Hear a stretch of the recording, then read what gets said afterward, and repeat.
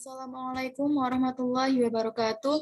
Perkenalkan, saya Amelia Cahya Putri Rivia, NIM 200602110014. Pada kesempatan kali ini, saya akan membahas mengenai Madzhab Syafi'i, yakni kemunculan, perkembangan, serta pengaruhnya.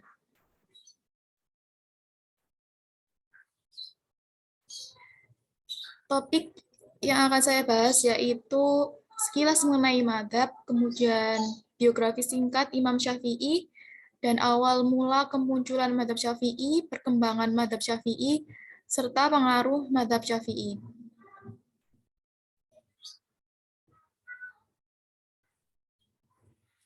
Menurut bahasa Arab, madhab berasal dari sihoh masdar mimi atau kata sifat dan isim makan atau kata yang menunjukkan keterangan tempat.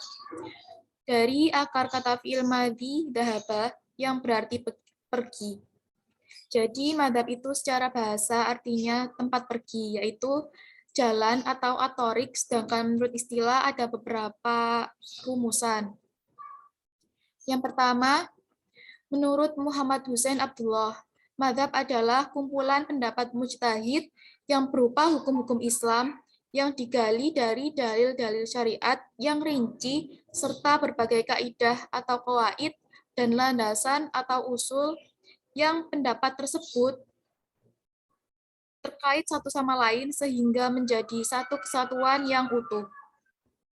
Pendapat kedua yaitu dari menurut Ahmad Hasan, madhab adalah mengikuti hasil ijtihad seorang imam tentang hukum suatu masalah atau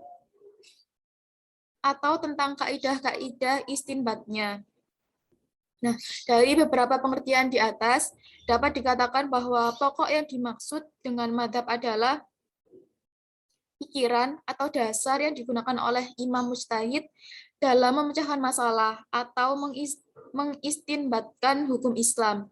Di sini bisa dikatakan bahwa madhab mencakup yang pertama hukum-hukum Islam yang dimiliki oleh seorang imam mujtahid, dan yang kedua usul fikih yang menjadi jalan atau thorik yang dicapai mujtahid untuk menemukan hukum-hukum Islam dari dalil-dalilnya yang rinci.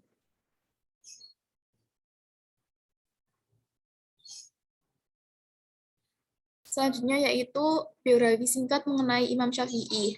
Imam Syafi'i atau yang bernama lengkap Abu Abdullah Muhammad bin Idris bin Al-Abbas bin Asy-Syafi' bin Utsman bin As-Sabi bin Ubaid bin Abdul Yazid bin Hashim bin Abdul Muthalib bin Abdul Manaf bin Husyai al-Quraisy al-Muthalibi. Imam Syafi'i lahir di Ashon, Gaza, Palestina pada tahun 150 Hijriah atau 767 Masehi dan wafat pada malam Jumat 29 Rajab 204 Hijriah yang bertepatan dengan 19 Januari 820 Masehi dalam usia 54 tahun di Fustat, Mesir. Nasab Imam Syafi'i bertemu dengan nasab Rasulullah pada titik Abdul Manaf. Dilihat dari silsilah ayah, Imam Syafi'i adalah kemanakan jauh dari Rasulullah. Sementara jika dilihat dari silsilah ibu, Imam Syafi'i adalah kemanakan jauh dari Ali radhiyallahu anhu.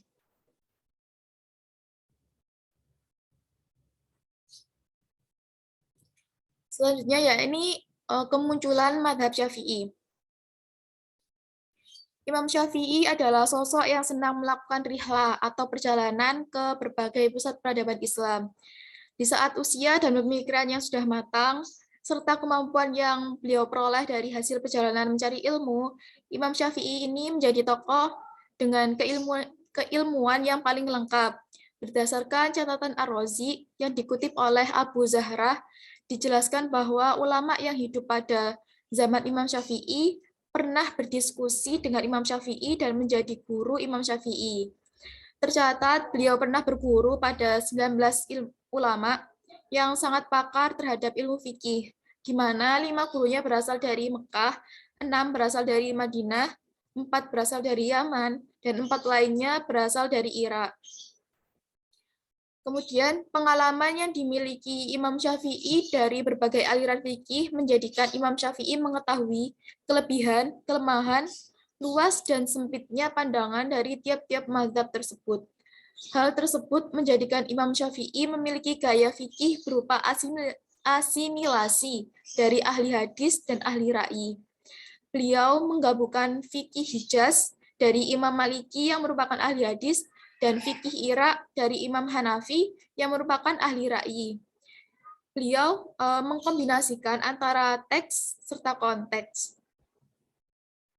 Kemudian Imam Syafi'i pertama kali belajar fikih pada ahli hadis dari kalangan ulama Mekah, seperti Muslim bin Khalid Az-Zanji dan Sufyan bin Uyainah. Setelah itu Imam Syafi'i menemui Imam ahli hadis Malik bin Anas di Madinah. Meskipun Imam Syafi'i sangat menghormati guru-gurunya, namun beliau tidak menerima begitu saja semua fikih yang didapatkan dari guru-gurunya tersebut. Beliau tetap menggunakan akal dan pikirannya pada setiap apa yang didapatkannya. Jika beliau mendapatkan berhujah dengan kuat, maka Imam Syafi'i bisa tunduk kepadanya. Namun jika tidak demikian, maka Imam Syafi'i akan mengutarakan apa yang ada di benaknya dengan penuh sopan, santun, dan bijaksana tanpa mengingkari keunggulan guru dan pembimbingnya. Kemudian,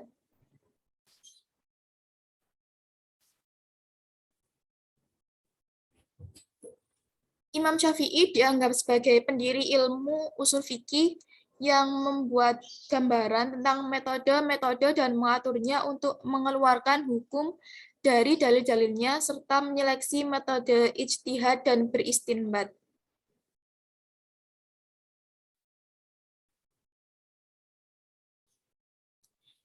Imam Syafi'i tergerak untuk melakukan tugas agung tersebut karena Imam Syafi'i mahir dalam dua madrasah, yaitu madrasah hadis dan madrasah ra'yu. Beliau tahu letak kelebihan dan kelemahan dari keduanya. Selain itu, Imam Syafi'i melihat bahwa orang-orang membutuhkan suatu aturan dan undang-undang dalam menggali hukum fikih. Sementara beliau mampu membuat undang-undang tersebut sekaligus menempatkannya di antara dua orang yang sedang berdebat. Untuk itu, Selain itu, Imam Syafi'i juga pandai atau mahir dalam Al-Quran dan Sunnah Rasul, serta pandai dalam ilmu bahasa.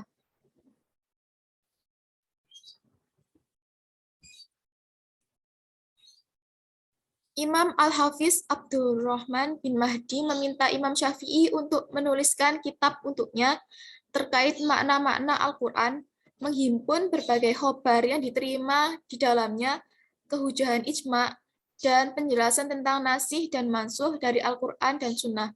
Maka Imam Syafi'i membuatkan kitab Ar-Risalah untuknya. Menurut pendapat yang rajah bahwa Imam Syafi'i menyusun ulang kitab Ar-Risalah untuk kedua kalinya, dan kitab itulah yang beredar di kalangan manusia, di kalangan umat, serta menjadi pedoman bagi yang bermadzhab Syafi'i.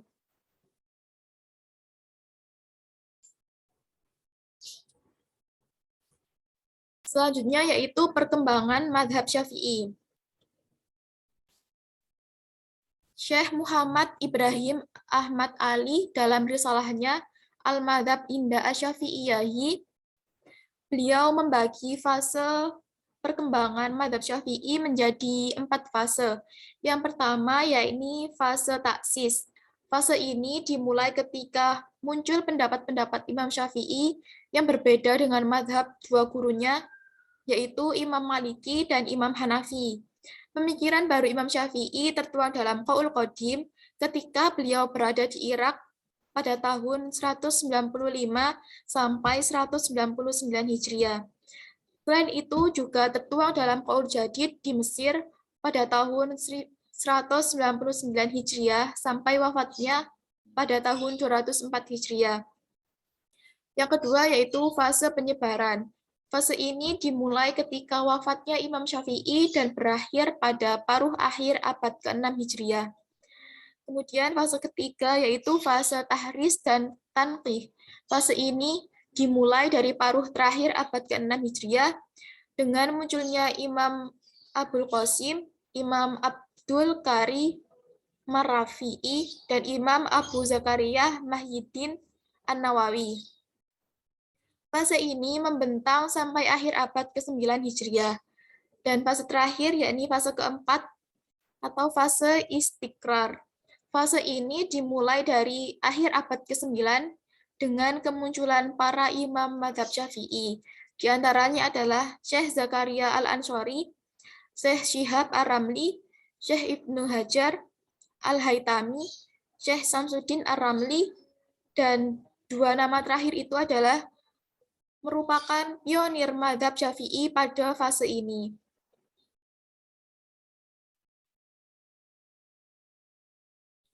Selanjutnya, Syekh Ahmad Nahrawi Abdussalam Al-Batawi dalam kitabnya Al-Imam Asy-Syafi'i, Madhabihi Al-Qadim wa Al-Jadid, beliau membagi fase perkembangan madhab Syafi'i menjadi 4 fase juga.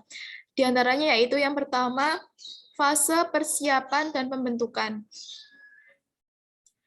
Fase ini dimulai setelah wafatnya Imam Malik pada tahun 179 Hijriah dan berlanjut sampai ziarahnya ke Baghdad untuk kedua kalinya, yakni pada tahun 195 Hijriah. Pada fase ini, menurut Syekh Ahmad Nahrawi, merupakan fase di mana Asy-Syafi'i mulai menuju kepada tingkat mujtahid mutlak. Kemudian fase kedua, yakni fase kemunculan dan pertumbuhan madhab qadim.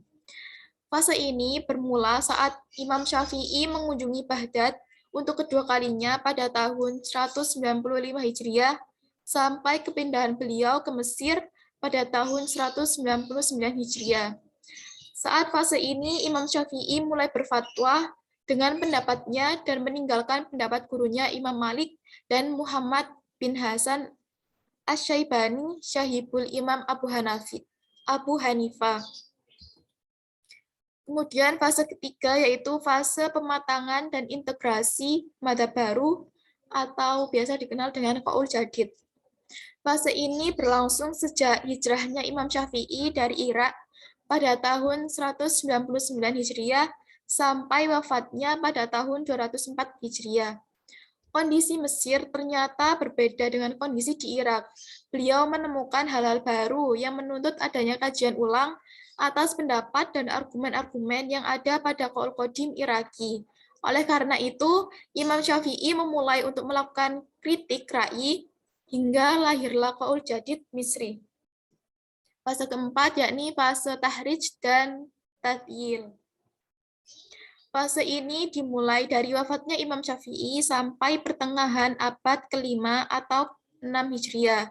Pada fase ini, para imam dalam mazhab Syafi'i mulai melakukan tahrij atas pendapat-pendapat ulama Syafi'iyah sebelumnya dengan cara mencocokkan hasil istimbat beserta tata cara istimbatnya dengan kaidah-kaidah dasar yang telah digariskan oleh Imam Syafi'i. Kemudian pengaruh mazhab Syafi'i. Nah, mazhab Syafi'i ini memiliki pengaruh yang sangat besar dalam perundang-undangan atau hukum Islam.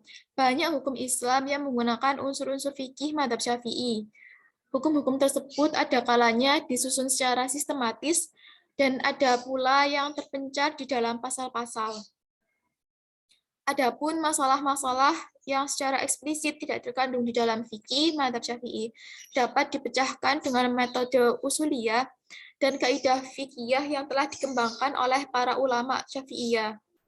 Di Asia Tenggara sendiri, terutama negara dengan mayoritas muslim terbesar Asia Tenggara, yaitu negara Indonesia, Brunei Darussalam, dan Malaysia, mazhab Syafi'i mendominasi perkembangan Islam. Fikih mazhab Syafi'i dijadikan pedoman secara turun-temurun untuk membantu menyelesaikan berbagai persoalan. Persoalan-persoalan yang menyangkut kehidupan sehari-hari, baik dalam bidang ubudiyah, bidang muamalah, bidang kewarisan, bahkan bidang pernikahan. Selanjutnya, hukum-hukum dari kitab-kitab fikih mazhab Syafi'i banyak juga menjadi acuan keputusan pengadilan, khususnya mengenai persoalan pernikahan, warisan, ataupun hibah. Imam Syafi'i ialah salah satu ulama yang pertama kali menuliskan ilmu usul fikih dalam sebuah kitab tersendiri. Kitab ini terkenal dengan nama Ar-Risalah yang sampai saat ini masih dijadikan pedoman bagi yang mengikuti mazhab Syafi'i. Selain itu, Imam Syafi'i juga memiliki kitab fikih lain, diantaranya kitab Al-Hujjah, kitab Al-Um, kitab Al-Imla, dan lain-lain. Salah satu bukti dari kefakihan dalam ilmu fikih adalah kefakihan dalam ilmu fikih yang dimiliki. Kefakihan dalam ilmu fikihnya Imam Syafi'i adalah adanya dua murid yang hebat yang belajar fikih dengan beliau, yaitu Imam Ahmad bin Hambal dan Imam Ishaq bin Rahawai. Selain itu, banyak sekali ulama besar yang memuji keilmuan Imam Syafi'i. Di antaranya adalah Imam Ahmad bin Hambal, yang beliau mengatakan bahwa Imam Syafi'i bagaikan matahari yang menyinari dunia dan bagaikan kesehatan bagi setiap tubuh. Maka apakah ada pengganti untuk kedua hal ini? Beliau berhujjah dengan hadis sahih dan pemahaman yang sahih.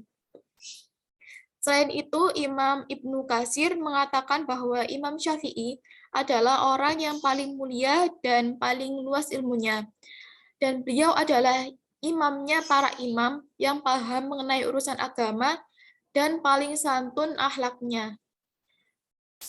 Kemudian ada juga Imam Sayuti mengatakan bahwa Imam Syafi'i adalah pemimpinnya para imam dan panutan seluruh umat. Selain ketiga imam tersebut, ada juga banyak imam lain yang memuji keilmuan Imam Syafi'i. Sekian dari saya, kurang lebihnya mohon maaf.